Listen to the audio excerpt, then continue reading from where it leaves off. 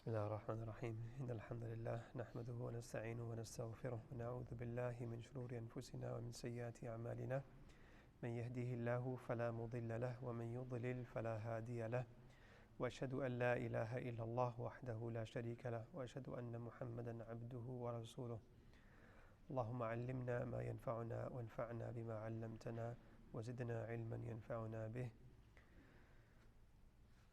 بسم الله الرحمن الرحيم. We'll do a revision of what we did last week and then we'll move forwards with Takbirat al-Ihram inshallah. So we did the pillars of the prayer. Is anyone able to list them? Anyone memorize them? You can read it. Read I can do as well. Can you name any pillars of the prayer? No, none whatsoever. Were you here last week? No. Okay. The intention. Takbirat al-Ihram.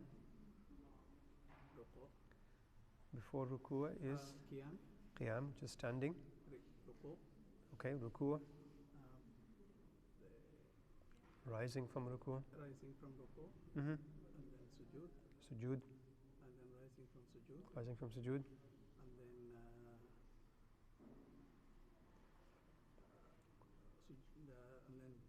qiyam. No, because that will be another rak'ah now. Rising from right. sujood, then the tashahhud. The last tashahhud. Last tashahhud. Yeah. Okay. Let's just go through this for some brothers who weren't here last week. We'll go through it systematically, inshallah. The intention is, so we're going to just do the pillars, okay? Do you guys have a notebook? No? You have your heart. Okay. Then we will test your heart. Number one is the intention, okay? Number two is Takbirat al-Ihram. Number three is standing. Number four is Fatiha. Imam Abu Hanifa says the recitation, okay? Number five is the ruku'. Then the rising from the ruku' is a pillar for al-A'immat al-Thalatha. Who are the A'immat al-Thalatha? I defined it last week. Imam Malik, Imam Shafi'i, Imam Ahmad. Okay. And then Abu Hanifa says that rising from ruku' is a condition for the validity of the ruku' itself. Okay. Two sujood, which means that if a person did one sujood, it would not complete the pillars. The rising from a sujood is a pillar and a condition for Imam Abu Hanifa. The last sitting itself. All right? And the A'immat al-Thalatha also add the first taslima, that this must all be done in order, that you must have tuma'nina, meaning you must be stationary or still for a moment in each of the pillars. And Imam Malik adds i'tidal, and Imam Shafi adds the tashahhud itself as being a pillar. So no one apart from Imam Shafi has the tashahhud as a pillar, but everyone has the last sitting. So sitting for the period of time it would take to do the tashahhud is a pillar. Okay, this is just revision for last week. We did a lot more detail. You can go back to the video and listen to it again if you want to do revision. This week we will start with Takbirat al-Ihram. The other thing we did last week was intention. Take home message from intention was that intention must precede Takbirat al-Ihram. If it is done afterwards, then the prayer will not be valid for a fard prayer. The components of the intention are that you are going to pray, number one, you're going to pray a fard prayer, and which prayer. So if it's dhuhr, asr, whatever prayer, you're going to pray. Okay? Now, usually everyone has an intention when they pray. It's never that you just start praying and you don't have an intention. It happened to me this last week. I did wudu and I started praying and I got to the second ruku' and I'm thinking, what am I praying? I don't even know what I'm praying. So it was like very unusual. Normally, you have an intention of what you are praying. So I made a nafil intention after that. So the intention is not something that you really have to stress over. except that if a person without thinking started to pray and did not have an intention of what he is praying, the prayer will not be valid. So you will have to start again and intend to pray the fard prayer. That's just a summary of what we did last week. This week we'll start with Takbirat al-Ihram. Takbirat al-Ihram, yes? Just one question on intention. Sometimes we say the niyyah, like Salli Salat or whatever in Arabic, as a habitual. Sometimes we do takbir and we continue to say the niyyah. Are you saying it? How are you saying it? So are you thinking it, or you are? Say, so for Dhuhr, say, Usalli Salat al-Dhuhr, Fard al-Dhuhr, Imam Mustaqbilan lil-Qabati Sharifatillahi Ta'ala, and then we do the takbir. Okay. So sometimes the Imam starts takbir, and then after the takbir you say, we completed. Right. So that is something. Imam Shafi'i and no one requires you to verbalize the niyyah. Okay? So saying the niyyah itself by tongue, no one requires it. And as we said last week, Imam Abu Hanifa says it's a bid'ah. Okay? And it is only to be used for someone who has waswas, or someone does it so that he can direct his attention to the prayer. Now all of that needs to be completed before the ihram rather than after finishing it. Okay, so if you are going to say it with the tongue, you finish it all. Now you remember, because you are Shafi, the condition of Imam Shafi is that the intention must be during the takbir and not before it. Okay? Allah, and then intend, and then you are intending in your heart, as you're saying Allahu Akbar, that you are intending at that very moment that number one, you are praying a Farida prayer, you are praying Maghrib.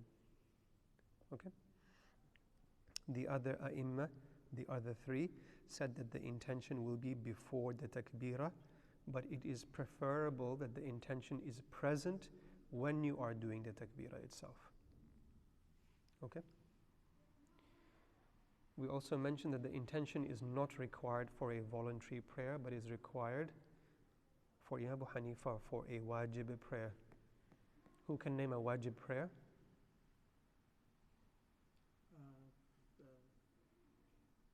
Witr. Eid, good. Eid Witr. and witr. Witr will be the one that you pray commonly. Okay, let's move on. That was last week's things. Let's move on to Takbirat al-Ihram. Takbirat al-Ihram, as we said, is a fard. Imam Abu Hanifa says that it is a condition. Point number one is that it must be done in the Arabic language. Okay? Now, a lot of what I'm going to mention today will relate to people who are converts or they don't know how to pray and they're being taught how to pray.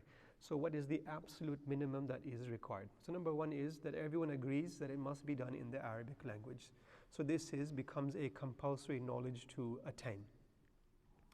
Let's say now there is a theoretical example of a person who is unable to learn it in Arabic.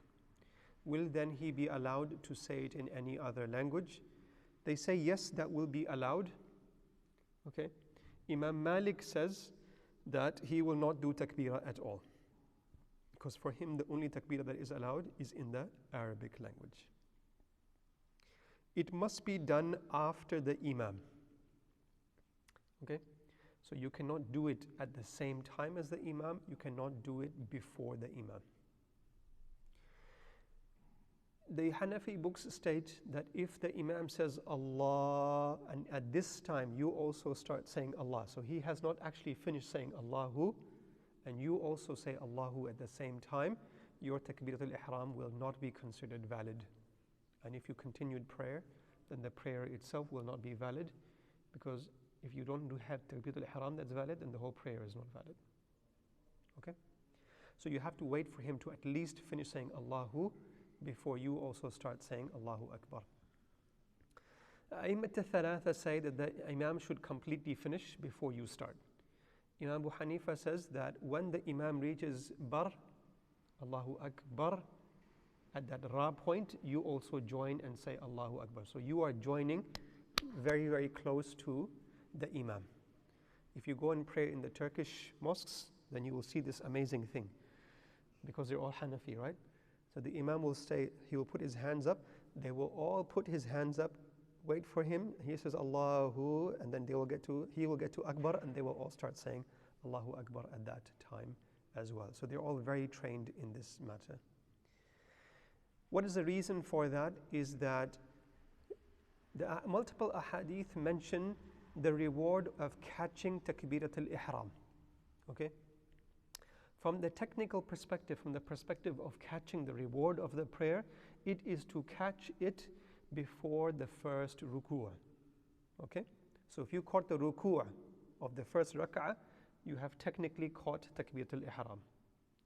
But the best reward will be for the person who has arrived and he does Takbirat al-Ihram with the Imam. So the Hanafi say that saying it with the Imam is that as soon as he finishes Allahu Akbar, that you say Allahu Akbar at that time as well. In Pakistan, they say before the Imam starts reciting? Before the Imam starts reciting, that's right. Takbirat al-Ula is the same term. Takbirat al-Ihram, Takbirat al-Ula is the same thing. Okay. It must be done standing. So we'll spend a few minutes on this, okay? The Takbirat al-Ihram must be done standing. Now remember that standing is obligatory in obligatory and wajib prayers. It is not obligatory in an optional or sunnah prayer. All right? So you're going to pray Isha and you are able to stand, you have to stand. There's no option. Then after Isha you decided to pray an optional prayer, then you can pray that sitting down, according to all the fuqaha. Yes? I have a mother who is unable to stand. Yeah, we'll come to that. Yeah, we'll come to sick people and what they're supposed to do. Right? So there are two conditions. Number one, that it must be a fard prayer, and there must be qudrah, there must be ability to stand. If it is not a fard prayer, you don't have to stand. And the person who doesn't have qudrah, he is sick, then they don't have to stand either.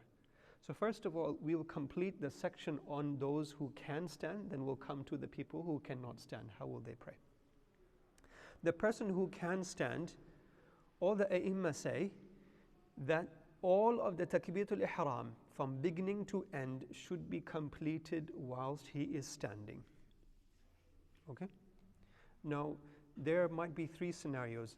A person who is getting up from standing and he rushes and he starts to say Allahu Akbar before he has completely stood up. It will not be valid. Okay? A second scenario is that a person is standing and then he wants to go and sit down. So he started saying it standing and then he is sitting down. That will not be valid either. The third most common scenario is where the prayer has started, the jama'ah has started, the imam goes into ruku'ah. And you come and join the imam and you say Allahu Akbar. What did you do? You started it standing, but you completed the takbirah as you were going into ruku'ah. And what did I say the condition is? That the person needs to be completely standing. Imam Shafi is the most strict. He says that you must be standing the whole way. If you do it whilst you're going towards ruku'ah, takbirah is invalidated, therefore the whole prayer is invalidated. Okay? Imam Malik is the easiest. He says that if a person starts to do the takbirah in this form and he's going towards ruku'ah, the takbirah will be valid. Okay? But an important point is that rak'ah will not be valid. Okay? So his prayer will be valid, but he now has to make up one rak'ah. So he's rushing to catch the ruku'ah, but he won't get it because he did the takbirah on the way to ruku'ah. Imam Abu Hanifa is more lenient than Imam Shafi, but more strict than Imam Abu Hanifa. So he's in between. So he said if you say Allahu Akbar and you are starting to go ruku'ah, but you are closer to standing than ruku'ah, so you can say that he is between 45 degrees and 90 degrees, okay? So between standing and this much, if he's in this zone, then the prayer is valid and his rak'ah will be valid. If he is closer to ruku'ah, then it is not valid. Now, you come and join the imam. There are two takbiras, right? There's one takbirah that you do for Takbirat al-Ihram, which is a pillar, must be done standing. There's a second takbirah that is to go to ruku'ah. And everyone says that that takbirah is sunnah. It is not wajib, it is not fard. All right? It is important, now that you are students of knowledge, you are starting to get to intermediate level of knowledge, it is important to remember that that first takbirah is Takbirat al-Ihram. That's what you must intend. You're not intending to go to ruku'ah. All right? So let's say now you were lazy and you said Allahu Akbar and you did not do another Allahu Akbar and you went straight to ruku'ah. Will that be valid? Yeah. Yes. Why? Because that second takbirah is sunnah. It's not a pillar, it's not wajib. Do I have to do a sajda sah No, for Shafi? not for Shafi'is either. Because he's going to ruku'ah. The intiqal of the takbirat al-intiqal, which is to say takbirah when you are doing a movement, going from standing to ruku'ah, is sunnah. Not the kind of sunnah that requires sajda sahu. Okay? The exception to the rule is Imam Ahmad bin Hanbal. And he says that all of the takbirat are wajib. Okay? Even he says in this situation that takbirah will become sunnah. All right? Only in this situation. So the thing to remember is that if you are catching the imam and the imam is in ruku'ah, you do Allahu Akbar and you go straight into ruku'ah and you do a takbirah to go into ruku'ah. Next week we will discuss a mas'ala of this kind and what to do with the recitation of the Fatiha and the Thana and the Basmala. What do we do with all these things? We will cover that next week, because next week we will do Fatiha and these things. So I won't be discussing it right now. This is for the person who is able to stand. We'll come back to the sick person and we will complete the pronunciation of Allahu Akbar, and then we'll come back to the sick person. If I don't, then remind me, inshallah. All of the madhahib say that Allahu Akbar needs to be pronounced correctly. Now, if you go to my town in India, my parental side is Indian, my maternal side is Pakistani, so I'm in the border. If you go there, they say Allahu Akbar, okay? They do not pronounce Akbar correctly. And you will find in the books of fiqh said that Akbar is incorrect. It invalidates it, the Takbirat al-Ihram becomes invalid. And they mention multiple things that cannot be done. So I'll mention all of them. We mentioned them in the adhan and iqamah, but we'll repeat them here. To lengthen the first alif becomes istifham, which means it becomes a question. So to say Allahu Akbar, all right, that becomes is Allah Akbar, and that is haram. It invalidates it, changes the meaning, invalidates the takbirah, the prayer becomes invalid. To lengthen the alif of Akbar, to say Akbar, again invalidates it, changes it to the meaning, is Allah the greatest. I already said do not say Ikbar. Do not lengthen the bar, so to say Akbar, okay? And that means a drum. So it changes the meaning completely. The people who are English language speakers, they don't know how to say ha very well. So it is specifically mentioned not to omit the ha of Allah, okay? Allahu. And finally, do not lengthen the hu. So Allahu Akbar. All of these things will be considered incorrect. So the way to say it correctly is to say Allahu Akbar. Now, this middle mad can be extended 2 or 4 or 6 according to tajweed. Okay? So we will come into how to do the takbir and how you have to do it. So what you will realize is if you just say Allahu Akbar, that's very quick, right? And the idea of the takbir is that it is all the way from the beginning to the end of when you put your hands down. So for that period of time, you'll be doing takbir. And this is throughout the whole prayer. So when you go from standing to bowing, the takbir will go from the beginning to the end of the action. It is not that you do the bowing completely, then you say Allahu Akbar. No. The takbir will happen as you're doing the action. Same thing, going from standing to sujood, you will be saying Allahu Akbar until you get to the point of touching the ground.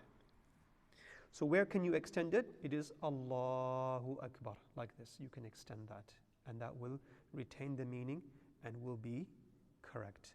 So other forms of saying it will be wrong. Now, from the technical perspective, the fuqaha discuss if someone said something else, is it correct or not? So, for example, someone said, Allahul Akbar, Allahu Jalil, Allahul Azim al-Akbar. Will all of these things be correct or not? And the answer is they differ. I'm not going to go into these details. If you're interested, I can answer. This is really for students of knowledge, for advanced knowledge. From your perspective, what will you learn? Allahu Akbar, and keep it simple like that. And just to give an example of how much detail they go.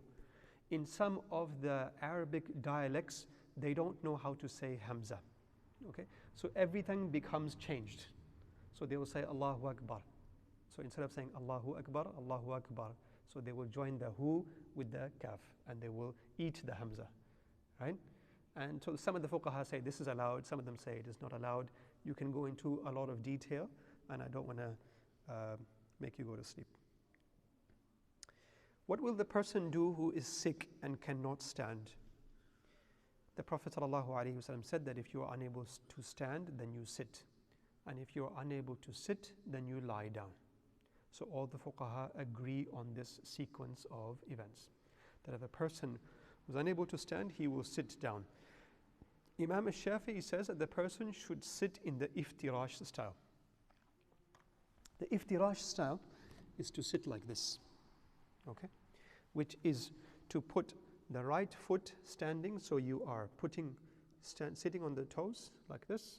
So the under part of the toes is touching the ground like this, and the left foot is brought underneath the hips, just like you are sitting right now. Iftirash style. This is called iftirash style. So Imam Shafi'i says that if a person cannot stand, that's how he will pray. That's the recommended way. This is not compulsory. So if a person does not find this comfortable, or because of his illness he finds the chair more comfortable, then he or she is allowed to sit on that. There's a lot of considerations here. A person may be able to stand, but he may not be able to stand for a long time. He may be able to sit down, but he cannot do ruku'ah. Or he can stand, but he cannot do ruku'ah. The other day I was late for the prayer, so someone else led the prayer, and I was praying, and so I went to ruku'ah, and this person, he stayed standing. So I didn't say anything, obviously I'm praying. After the prayer I said, Assalamu alaikum. He said, Wa alaikum assalam. We started talking, and then he mentioned that I have a back problem. I actually can't do ruku'ah. So it's possible he can stand, but he can't do ruku'ah. Or it may be that a person can, let's say for example, he has a problem with his head. He can do ruku'ah, he can stand, but he can't do sujood. Right?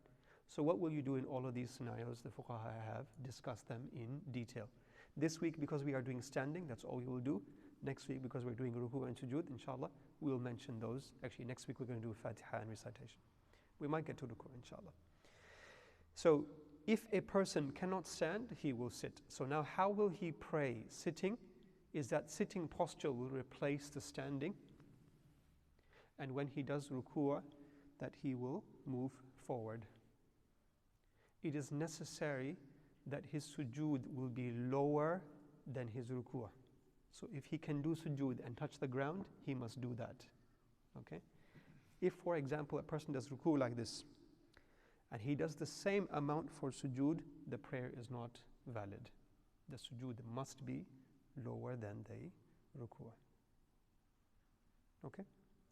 Now, a person cannot pray sitting down. This person is very sick and he's lying in bed. He has no energy to get up. Then how will he pray? There are 3 or 4 different ways that you can pray. And again, the fuqaha have their preferences, but all of them are valid. One is to lay towards the right hand side and face the Qibla. Less than this is to pray towards the left hand side facing the Qibla. Let's say the person has broken his right hip and he cannot lie on his right side because it hurts, and he needs to lie on his left side, right? Then he faces the Qibla facing on his left. I've seen a lot of sick people, so I've seen all of these different kinds of scenarios. And the third option is that he lies on his back. Now, the feet must not be fully extended. He must bring them up slightly, so bending the knees. Why? Because to have the feet facing the Qibla is disrespectful.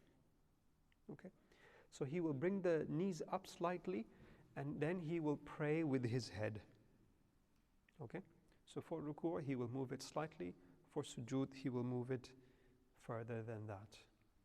The same principle as with sitting down, that the sujood must be more than what is the ruku'.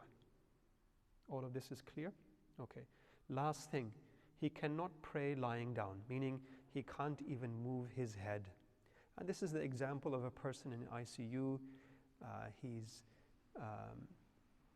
semi-conscious. He's unable to move his arms and legs. Okay. All he can now move is his eyes. Okay. Assalamu alaikum. A'immat al-thalatha say that he will pray with his eyes, or his heart, or his mind. Okay, meaning that he will pretend to be praying. So he will move his eyes for ruku'ah and for sujood. A'immat al-thalatha is Imam Malik, Imam Shafi, Imam Ahmad bin Hanbal. Okay. Just for your learning, because you've now asked and you've tickled my brain, Imam Abu Hanifa came first. Okay, so those fiqh books were written first. Imam Malik, Imam Shafi, Imam Ahmad came afterwards, right? So they came with their fiqh and they presented their arguments, and then the Hanafi Imam had to respond to them. Why? Because they said something and they're saying something opposite. So then they had to give a rebuttal. Why do we say this? So when they discussed it, they say the other three say.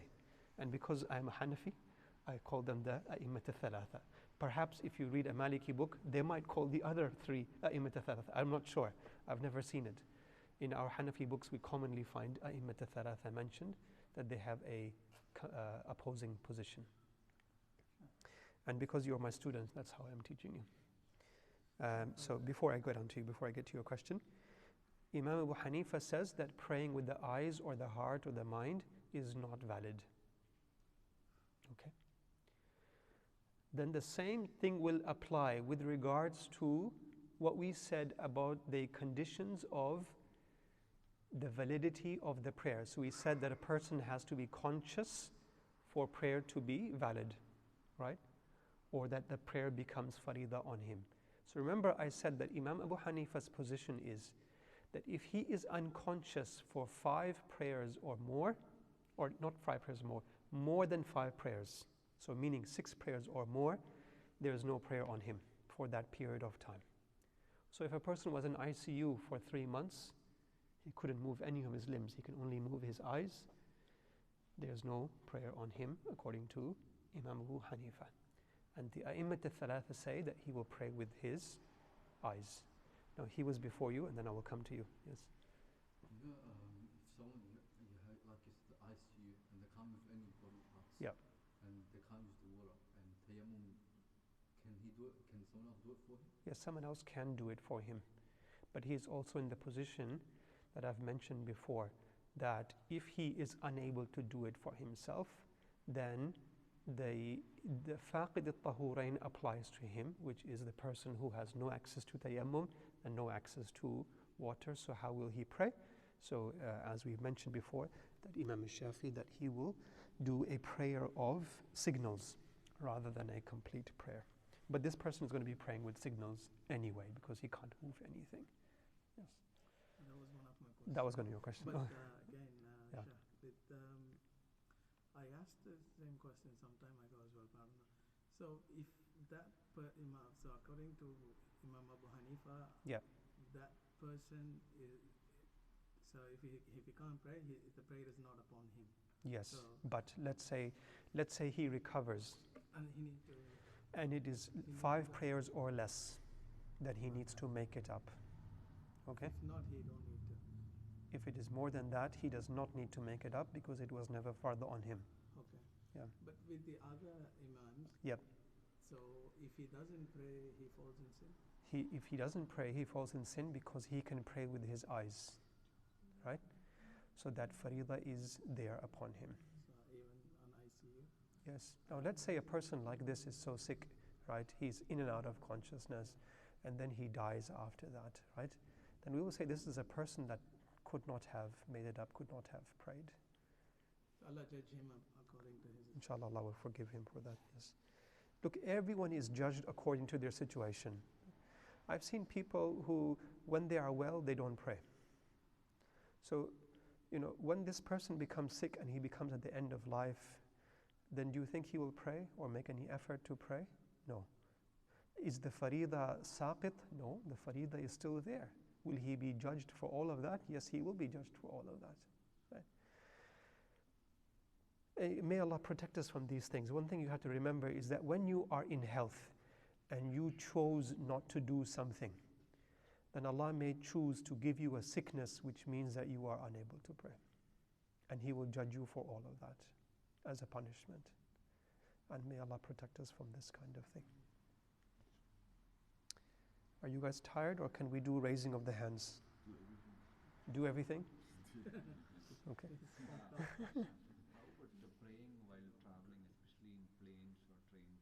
Okay, very good question, and I should have mentioned it. Actually, standing is a whole separate topic. So, look, essentially, the standing is a fard component. You have to do it even when you are traveling. When you are in a plane, generally there are 2 problems. One is where there's a seatbelt sign. They say don't stand up, don't let go of your seatbelt. And the second problem is of space. Both of those are solvable. How? The seatbelt sign does not stay for the entire 14 hours. Okay? Generally it is on as you take off and then it is off. Perhaps for turbulence it will be on for 15 minutes, 30 minutes, not a long time. As soon as it is off, you can get up. Let's say you are unfortunate and you are flying in an airline that does not permit you to pray anywhere. They say go in your seat, and then they tell you is that go pray sitting on your seat. Can you do that? The answer is that a person will stand up in his seat. Okay? Just like when you go to sit down, you stand up for a minute, right? Even though you don't have complete space, especially if you're a tall person, you can still stand up. So what he will do is he will stand up in his seat, he will pray, he will do Takbirat al-Ihram, he'll read Fatiha, he'll read a surah, and now he has no space to do ruku'ah, right? So what will he do? He'll sit down and he will signal for ruku'ah and sujood. Qatar Airlines, they won't allow you. Yeah, I mentioned that on Monday, Qatar Airlines. Yeah, they don't allow you. Don't fly with Qatar. All the other airlines, they allowed you. Yeah, all the non-Muslim airlines allow you. They have all the non-Muslim airlines have no problem. But Qatar has this in their policy. Yeah. We'll come back to standing, because standing is topic number 3. We'll finish with the Takbirat al-Ihram and then we'll come back more to standing. There's other things around standing, such as if a person starts standing and then sits down, what happens to him? How long do you have to stay standing for? So the Takbirat al-Ihram itself is a rukn. The raising of the hands is a sunnah. Okay? This Takbirat al-Ihram separates us from those who are not Ahl Sunnah wal Jama'ah. So if you watch the Shia people or you watch the Ibadi person praying, you will not be able to tell how he started and how he didn't. Like a moment ago he was not praying and now he is praying, and you can't tell what happened. There was no thing to signal the beginning of it. And I've been to Oman and I've watched the Ibadi people, and they don't do Takbirat al-Ihram. Now, will the prayer be valid behind such a person? The answer is no, because The prayer behind an imam whose own prayer is not valid will not be valid for you, apart from the fact that his aqidah will not be valid for us. So we have two problems now. His aqidah is not valid for us, and number two, he did not do Takbirat al-Ihram, so therefore my prayer will not be valid. Second thing to mention is that the imam has to do Takbirat al-Ihram and you also have to do it. His Takbirat al-Ihram is not sufficient for you. It is a pillar for him and a pillar for you as well. Okay, that's clear and simple. The raising of the hand is a sunnah for everyone. So if a person did Takbirat al-Ihram and he forgot to raise his hands, the prayer will be valid. It should be done when you are saying Allahu Akbar. So someone, for example, said Allahu Akbar, then he raised his hands. There is no benefit of that at all. Sure. Yes. So you said the raising the hand is only sunnah, yeah? Yes. So if an ibadi person is praying, But he doesn't say Allahu Akbar at all. he says, He just starts raise, reciting the Fatiha. he won't say Allahu Akbar. He does not say Allahu Akbar.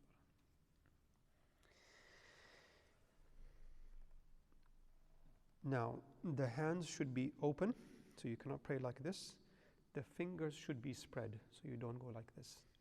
Okay? The fingers are separated, normal, facing the Qibla.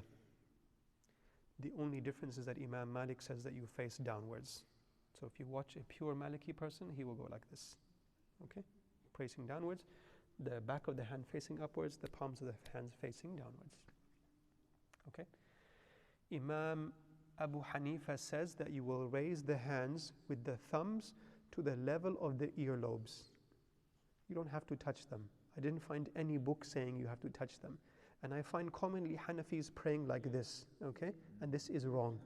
And I commonly find them praying like this, and this is wrong, okay? All of the Hanafi books mention that the hands must be facing towards the Qibla to complete the sunnah. Remember that raising the hand itself is a sunnah. So if for a person has prayed 50 years like this, the prayer will still be valid, because what makes it valid is saying Allahu Akbar. Okay? Now what we're trying to learn is how to complete the sunnah as best as possible. So you bring the thumbs to the level of the earlobes and you say Allahu Akbar. Okay? You can't face your hands that way. It's got to be Facing the Qibla. Qibla. Yeah. But there's Now, only one way or there's other ways as well? yes, I'm coming to that. Okay. Now, let's say, for someone has a shoulder problem or a back problem, this is hard. Whatever then he can raise his hands to will be considered following the sunnah for him. Imam Shafi'i says that he raises it to the shoulder with the fingers being the height of the ear. Okay? So we're not going here, we are going about this height. Okay? So the fingers being the height of theirs, and they mention the thumb being the height of the lower part of the ear. Can you go higher than that? No, that will be makruh to go higher than this. Okay. Imam Malik says that he will go to the shoulder and not any higher. Any higher for him is makruh. Imam Ahmad bin Hanbal, his madhab is in sunnah things, he always has options. That's his madhab. Okay. Generally speaking, he has options. So he says you can go to the shoulders, you can go to the ears. It is up to you. All right? But you will find most Hanbalis going to the shoulders. Now, I have seen many Shafi'is pray, and they go like this. Right? Do you see them going to the shoulder or completing it properly? Most often not. There might be something like, I don't know what they do, but to complete the sunnah, the best way to the sunnah is to make sure you're facing the Qibla, going to the shoulder, and then going down. However, the Shafi'i books say that a sunnah will be complete even if the person did not go all the way to the shoulder. So if he raised his hands even to a small degree, that will complete the sunnah. It's not a wajib or a fard component. Now, where will he put his hands? Imam Abu Hanifa says that he will put his hands below the navel, below the belly button. In addition, he will hold his hands like this, the right palm clasping the left wrist, like so. Okay? And then bringing the lower finger and the thumb, wrapping it around this. Now, then it is not hanging like this. And you see very lazy Hanafis praying like this, or they'll pray like this. The best way to do the sunnah is to wrap it along like this, and then you bring it underneath the arm, just like he's doing right now. Yes, okay? And that will be under the belly button, all right? Imam Shafi, Imam Malik say that it will be above the belly button and below the chest, in this zone here. Okay? It is the same thing. It is not the hand upon the hand, but it is the hand upon the wrist. Okay? Imam Ahmad bin Hanbal says you have both options available to you. One thing to mention here is the Hanafis have a ruling for women, which is that woman will pray with the hand upon the hand on the chest like this. Okay? So it is not between the chest and the belly button, but it is on the chest itself like this. All right? And when you see Hanafi women, then you will see them praying like this. And while doing the takbir, Yeah. their fingers should be together or spread? And their fingers will not go up to their ears. Their hands will go up to the shoulders like the Shafi. Why? Because that involves less movement. So they'll go like this, and they'll go like that. Right? Shafis will go like this. All right, Allahu Akbar. And they will go like this, below the chest, above the belly button. So the Hanafi below belly button. Belly button, yes. So Shafi and Maliki are the chest same. Between chest No. and belly button. Yes. And And then Imam Ahmad bin Hanbal says, Lahul ikhtiyar, he has the option, both. The first option is below the belly button. Second option is above the belly button. Imam Malik, his preferred option is to have the hands on the sides. Okay, so we have one or two Malikis that come to our masjid regularly, and you see that they are always praying with their hands below on their sides. You listen to Umar al-Qazabari. Has anyone ever listened to Umar al-Qazabari? You never heard him? Amazing reciter. He's I think from Morocco. He's just beautiful recitation. One of my favorite qurra. When you watch him reciting, then you will see that his hands are on the sides. Is it rukn, having the hands? No. Sunnah. Yes, recommendation. That will not invalidate No. I have already told you all the pillars. Okay? So you won't be getting any new pillars or any new wajibat. The only things that you will learn now is what things invalidate and what things will require a sajda sahl. Okay. We will do raising of the hands with ruku' and all of that next week. One more thing to mention here is that the Hanafis have raising of the hands when you do the takbira in witr for your qunut. That raising of the hands is wajib. We mentioned this last week. Okay? And takbira of Eid is wajib as well, to raise the hands. Okay? And in Eid, everyone is doing it, so you don't forget, you raise the hands. Okay? But you focus on counting rather than, in Eid. Focus on counting, you're looking at Imam. Like, how many are there? That is very true. But you're repeating after him anyway, so You he's are. counting for you. Yeah, he is counting after you, yeah. They, this focus is something like, so for example, right, when you're doing the Takbirat al-Ihram, you must do it standing, you must have your hands right there, you must say the words correctly, you must have the intention. There's a lot of things to be thinking about, okay? But when you do it every day, then after that it becomes a habit. Then after that you say, okay, now I'm standing and I'm standing in front of Allah subhanahu wa ta'ala. Now I'm imagining myself standing on the day of judgment and all my a'mal are in front of me, okay? Now the brain is starting to think about what? It's starting to think about the recitation, and you start with Alhamdulillahi Rabbil Alameen, and then you start thinking about the Alameen and the greatness of Allah subhanahu wa ta'ala. Then you start thinking about the Rabb and all the benefits He has given you. So the focus has to be towards the recitation rather than with the actions. Let me ask you a question. Why do we raise our hands? Why? First of all, why do we say Allahu Akbar? I'm teaching you fiqh, but sometimes I should teach you some, imaniyat as well. To say that Allah is great. Allah is the great. What's the benefit of that? Why don't we say Allahul Azim? Or why don't we say Subhanallah? Why do we say specifically Allahu Akbar? But what's the benefit of that specific praise? It's to make yourself aware of who you're standing in front of. Okay. Yes? To maybe imply there's no God worship except Him. You are now entering Ihram. Okay? Ihram is a situation where things become haram on you. So when you go for Umrah or Hajj, you enter Ihram, right? So things become haram on you. Same thing with the prayer is that when you are entering a situation where things become haram, you can't eat, you can't drink, you can't say hello, hi, right? All those things will invalidate the prayer. So you're getting into a situation where certain things become haram on you. Secondly, you have to leave the dunya behind to enter that situation of ihram.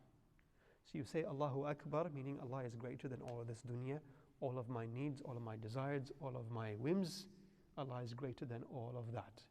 As soon as you say that, then your business and your job and the tax you had to put in, all of those things are forgotten for the prayer.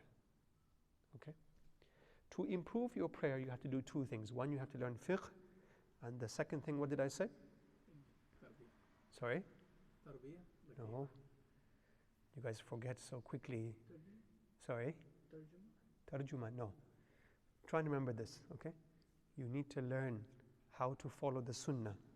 And the second thing is to learn about Allah. Ta'aleem Allah, okay? To learn about the greatness of Allah, to learn about the signs of Allah. Those two things will improve your prayer. Obviously, if you understand what is being recited, that will get you closer to the ta'aleem of Allah subhanahu wa ta'ala. I think I have mostly done standing anyway. I don't think I've left out anything. And so we'll stop here, and next week we will start with the thana and the basmala and the ta'awudh and the fatiha and the recitation. We'll try and do all of those things, inshallah. We say twice a night. Okay. Wajib? Yes. Wajib? Yes. For the Hanafi